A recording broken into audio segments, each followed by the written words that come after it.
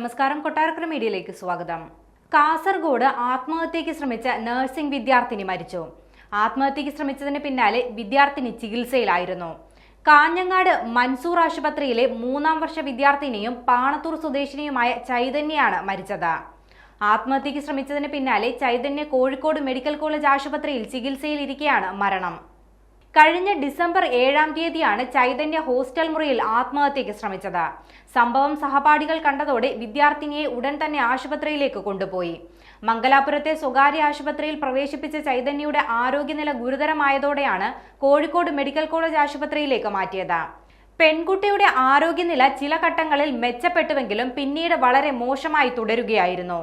Hostel വാർഡനുമായുള്ള തർക്കമാണ് ചൈതന്യയുടെ ആത്മഹത്യാ ശ്രമത്തിന് പിന്നിലെന്ന് നേരത്തെ വിദ്യാർത്ഥികൾ ആരോപിച്ചിരുന്നു.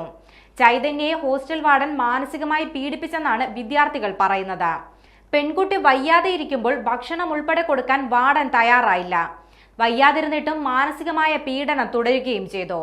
ഇത് താങ്ങാൻ വയ്യാതെയാണ് ചൈതന്യ ആത്മഹത്യാ ശ്രമം നടത്തിയതെന്നായിരുന്നു സുഹൃത്തുക്കൾ നൽകിയ മൊഴി. വാർഡനെ പുറത്താക്കണമെന്ന ആവശ്യവുമായി മൻസൂർ ആശുപത്രിക്ക് മുൻപിൽ വിദ്യാർത്ഥികൾ കുത്തിയിരിപ്പ് സമരം നടത്തിയിരുന്നു.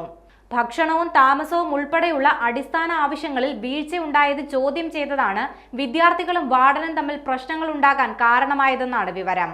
അതേസമയം വിദ്യാർത്ഥിനിയുടെ മരണത്തിന്റെ പശ്ചാത്തലത്തിൽ മൻസൂർ ആശുപത്രിക്ക് മുന്നിൽ പോലീസ് സുരക്ഷ ഉറപ്പാക്കിയിട്ടുണ്ട്.